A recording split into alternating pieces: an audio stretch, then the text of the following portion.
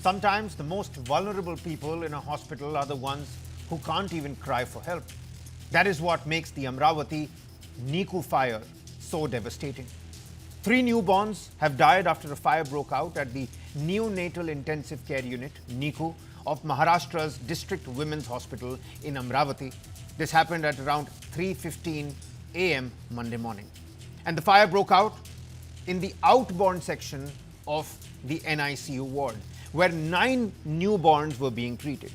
Initial information from officials and the hospital staff suggests that a ventilator caught fire, sending dense smoke, engulfing the entire ward, and the exact cause is still being investigated. But 6 babies in that section were quickly rushed to safety, rescued, and shifted to another hospital for treatment.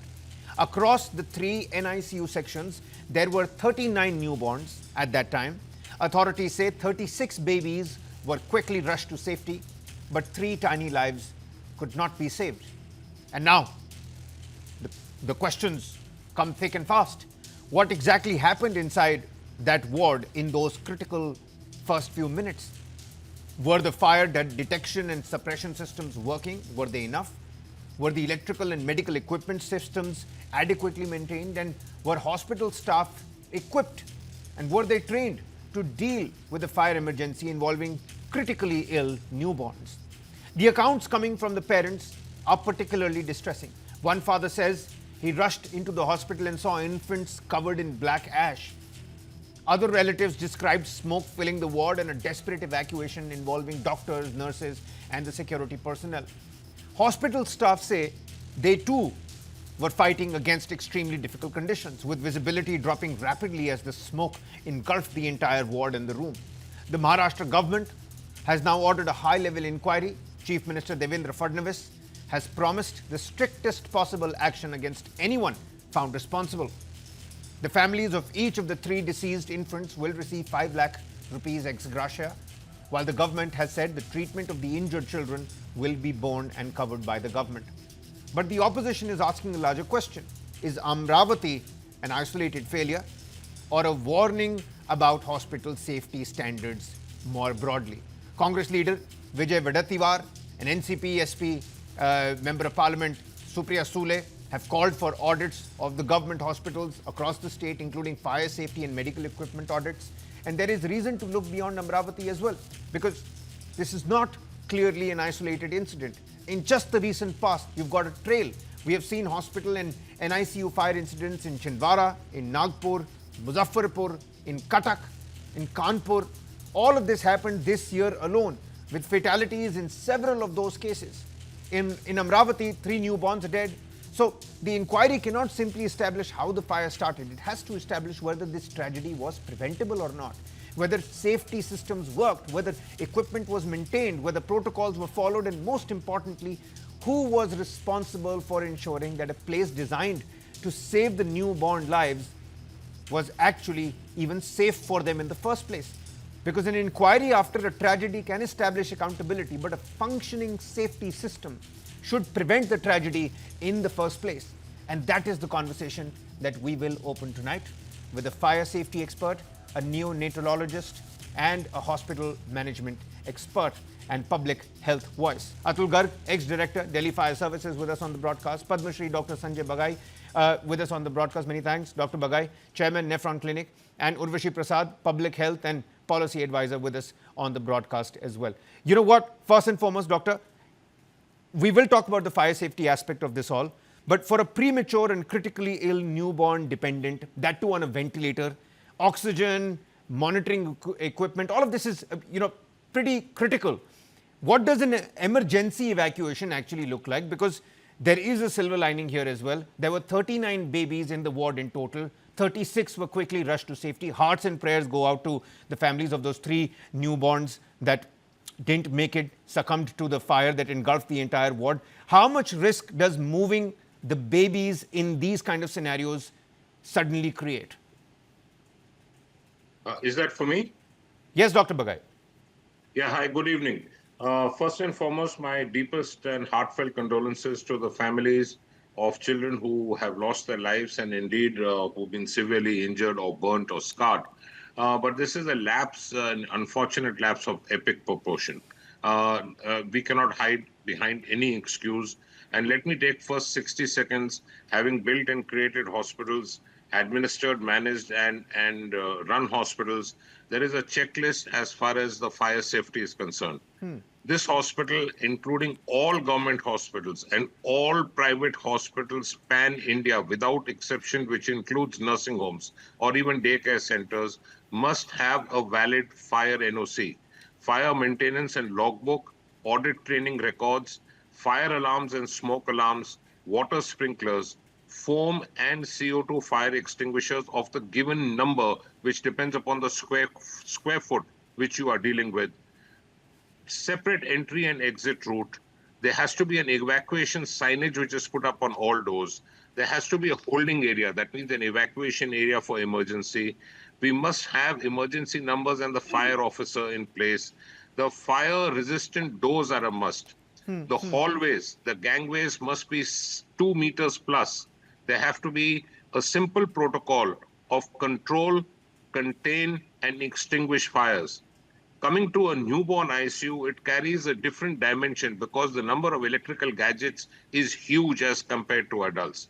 We have ventilators, we have monitors, we have non-invasive monitors, we have various kinds of drips, we have electronic devices, and so on.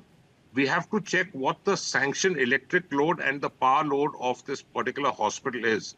The worst thing which you can do is in an old building is to use extension boards. The copper wiring is old. It is always fraught with danger for short circuits. Was there any UPSs in place? Was there a bus bar? A bus bar is a system which controls the fluctuation of the power and the electricity. Were the staff adequately trained? Was there an adequate, proper, valid AMC and CMC for each equipment? The inflammable items like spirit and other things which are there in nursing homes, NICUs, PICUs, and so on, were they kept in a strict control so that they are not close to where it can be a dangerous situation? The DG genset, were the diesels stored properly? Were the signages in place? There is a huge checklist of more than 100 points. But the fact of the matter is, this is not an isolated event. A newborn which is on a ventilator, he or she on a ventilator, is a helpless small little baby, very often less than 1 kg. To burn, scar, and roast this little human being, an innocent life, it takes less than few seconds. It is virtually impossible. They can get suffocated with smoke. The burn injuries can be critical. Even if these children who have survived this fire have come out of it now, will have very long-term pulmonary and cardiac damage, including skin scarring. This is a terrible, terrible tragedy. I don't know how these families are going to overcome this grief. It's an irreparable loss. I want everyone in hospital admins and the people in this hospital to please think of the young women who have borne these small babies for 9 months. Can someone please understand the pain, the anguish, the misery which these families will be going through for no fault of theirs? They have come in hope, they have come in trust. And I think this hospital has let humanity down. Not the family, they have let humanity down. Inexcusable. There must be a proper inquiry, a time-bound inquiry, but more important than that, just few seconds more, there has to be a pan-India protocol. And every quarter, this report must be submitted to a central agency for fire control. Any hospital, be it whoever it may be it belonging to a politician, to a businessman, to a bureaucrat, whoever it may be, that hospital must close down if the fire audit is not met and complied with in entirety. I'm at a loss for words, Dr. Bagai. Many thanks for summing that up. I have some more questions, but let me bring in my other panelists as well. Urvashi, many thanks for taking out the time yet again, ma'am. You see, just like Dr. Bagai said, this is not an isolated event. We're flashing some of those, very recent instances, just 6 or 7 in this year alone. After every hospital fire, ma'am, we hear about an inquiry, we hear about compensation. But what's missing here? What are some of those gaps? Like, a pan-India checklist, a pan-India protocol that Dr. Bagai was just talking about. What should actually happen between one fire and the next incident, the next tragedy, so that the same failure doesn't simply repeat elsewhere, right from Cuttack to Kanpur to Muzaffarpur.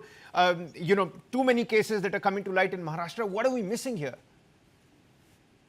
Yeah, firstly, thanks, Kabir, for having me to speak about this very gut-wrenching issue. And like you said, unfortunately, this is not a one-off incident. We are seeing it time and again in our most vulnerable places, which is really the neonatal ICU. It cannot get more vulnerable than that. And I think, as you rightly said, there is no use of giving compensation. You cannot bring back those lives. These high level committees, what happens to these committees? Do we actually end up fixing accountability? Do we end up taking exemplary action? I don't think so. So just setting up a committee is really of no use. And I think it's very clear that even where protocols do exist, even where checklists do exist, obviously they are not followed. There is no monitoring. There are no audits which are taking place. There are no surprise inspections that are taking place. So one thing is, of course, to create the protocols, to have these checklists.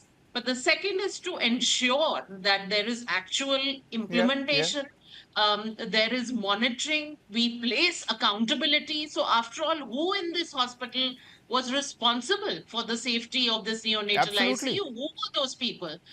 So, I think until we fix all of this, and this is a governance failure, it's not a one off incident.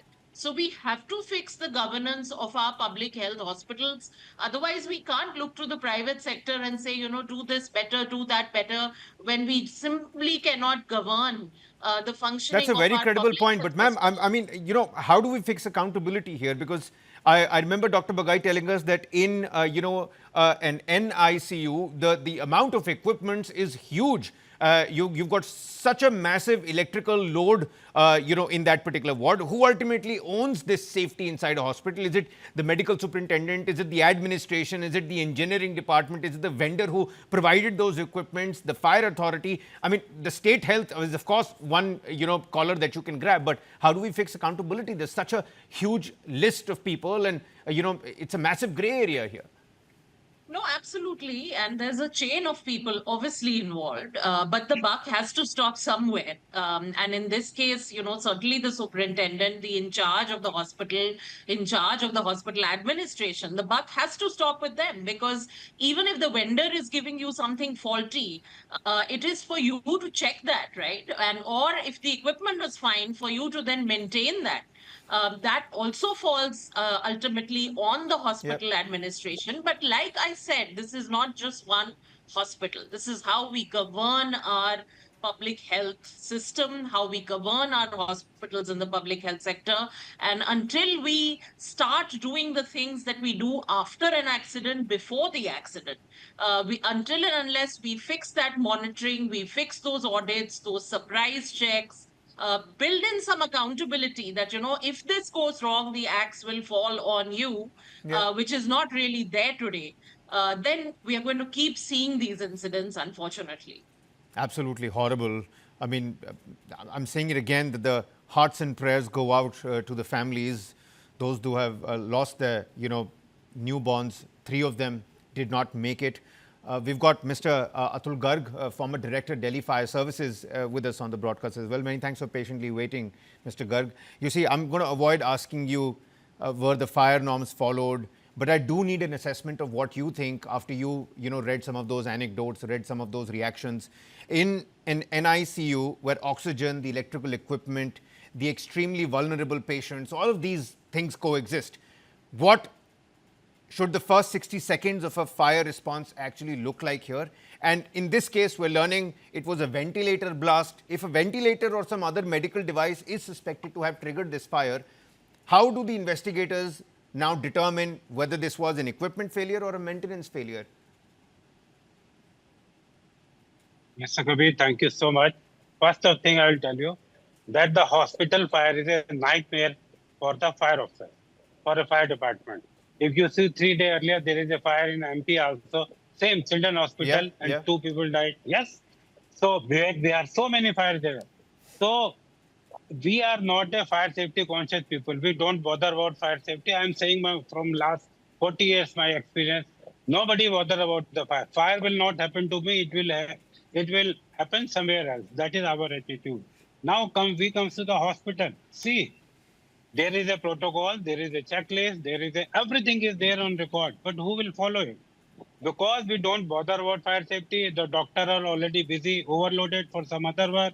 Superintendent is also busy in some other work. So nobody cares about fire safety and the maintenance of electricity, maintenance of equipment simply goes to the lowest level of electrician, something like that. He is also busy somewhere else. So we all rule, everything is there. But my here the take will be that we have to educate the people, we have to educate the doctor, we have to educate the public. Then only will so. There is a rule, there will be inquiry. Certainly, But what certainly. will happen? You will punish one doctor, one administration. Then what will happen? Will the fire will stop? We are doing inquiry so many years. See, last 40 years, so many hospital fires, so many that, and whenever there is a fire in a hospital, that is bound to happen because the hospital is the thing where the patient is there. They can't move themselves. They are in ICU. They are a pregnant Yeah, lady. yeah. They are a unborn. So they can't move themselves. We have to take them out. So unless we have a strict rule for a hospital, then only we can do it. And the training for everybody, doctor, even nurses, everybody should be trained what to do in case of fire. See, Yeah. there is a fire, now what to do? I was just listening that the staff were saying if we were struggling, there was so much smoke, there were difficult conditions. Yes, when there is a fire, there is a difficult condition, there will be smoke, and most of people die because of smoke, not because of fire. So I we have understand, to Mr. train Garg. them. I think you made a credible point when you said that we're not a fire safety conscious population. We're not a fire safety conscious multitude. We always think it's not going to happen to us until it finally does. But, help us understand, how will the investigators now determine what was the cause of the fire? Was it the ventilator? Was it the medical equipment? Was it the electrical overload? What was it? How difficult or easy will that be now? See, it must be from the electrical, maybe a ventilator exploded, maybe because of because 70% fire are occurring because of electric mass system. It is overloaded, no maintenance, loose wire.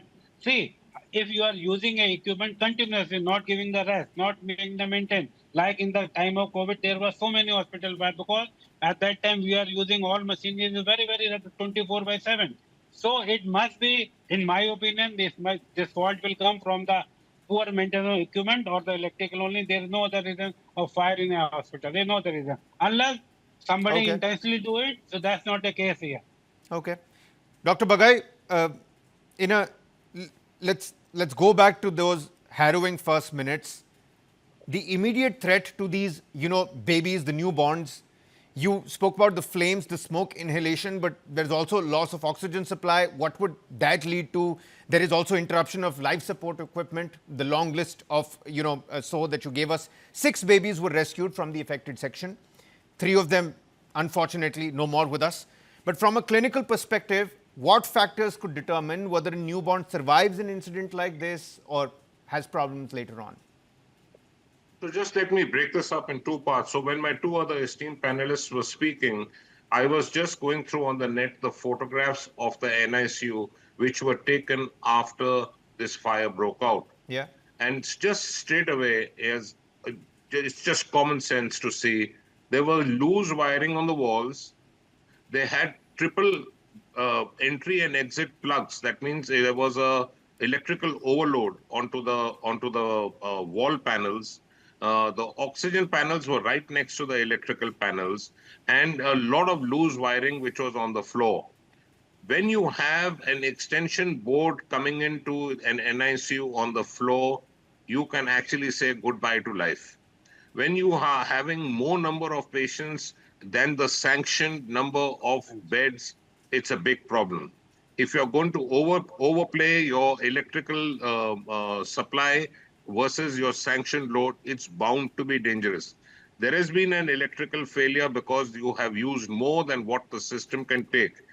Your copper wiring in hospitals, which is there, it's of a particular grade.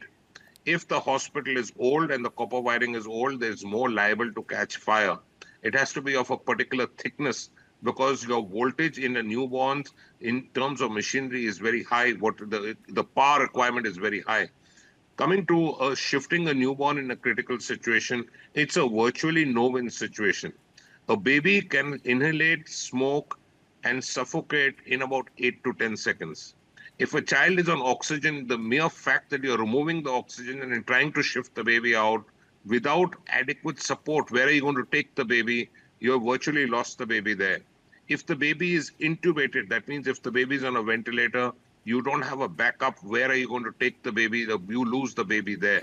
And amidst all this, the baby is actually attached to about an average of 8 to 10 lines. That means IV lines, digital lines, monitors, ventilators, oxygen supplies, and so on. Even trying to dismantle those attachments from a newborn in a critical situation takes more than a couple of minutes, even if you're right there next to the newborn. You don't have time.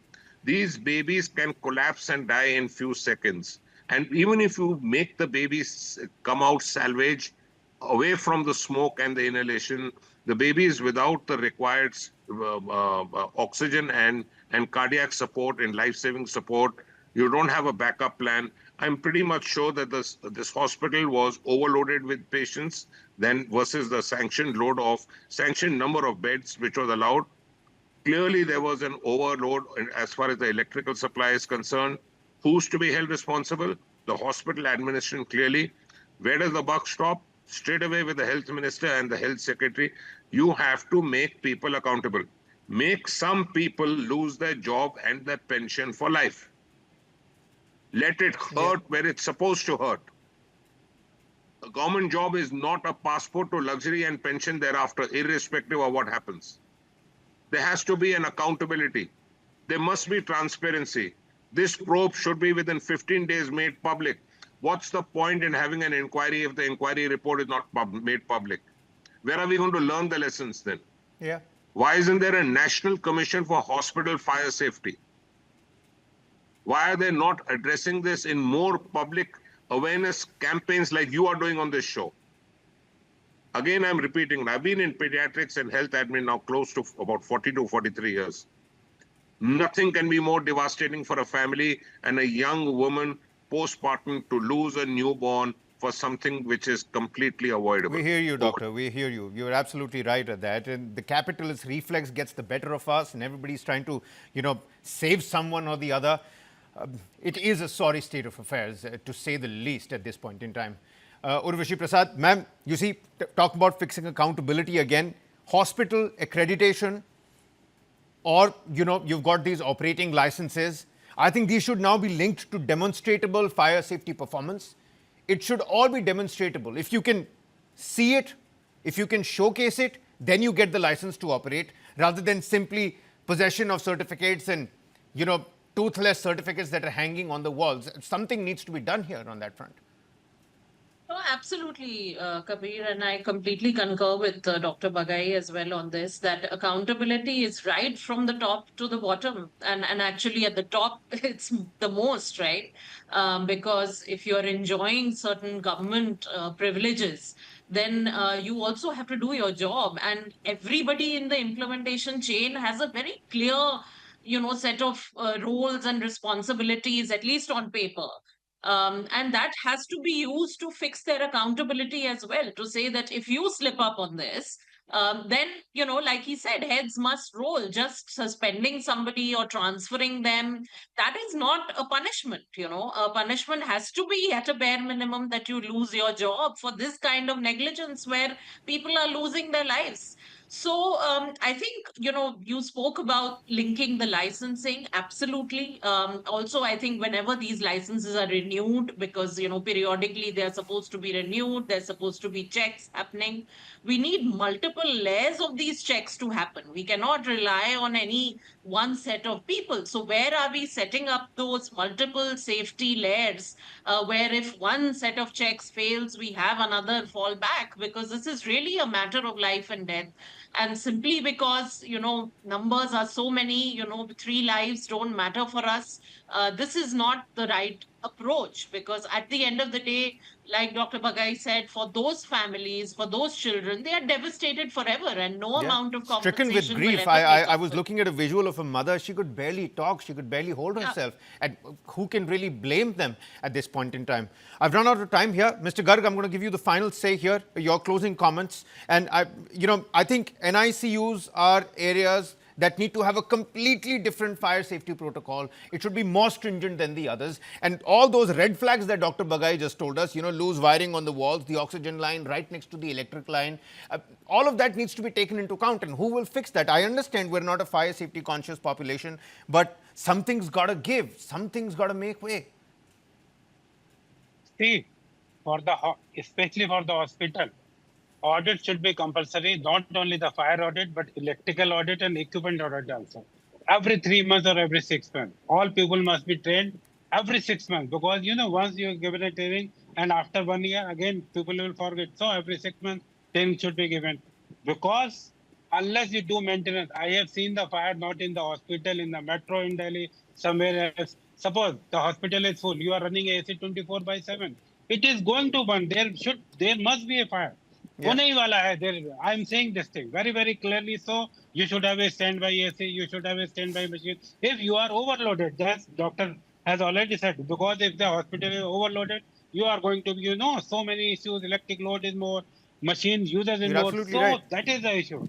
So audit should be done, training should be done, electric audit should be done, machine audit should be done regularly. I am sure if we will do this, there will be no fire in the hospital, and we can save a lot of lives. I think the key takeaways here, of course, from Mr. Garg, is that the fire safety consciousness needs to increase. Accountability fixing when it comes to that, I think it needs to go beyond just somebody being shunted out or given a different portfolio. An example has to be set. And when it comes to safety at the neonatal stage, I think what Dr. Bagai told us, those are real words of wisdom. The red flags that you've helped us identify here, Dr. Bagai, I think they're going to help create that kind of awareness. I hope as many people watch this broadcast as they possibly can. On that note, many thanks to my panelists, Mr. Garg, Dr. Bagai, Urvashi Prasad. Many thanks for taking on the time and helping us put this story into perspective.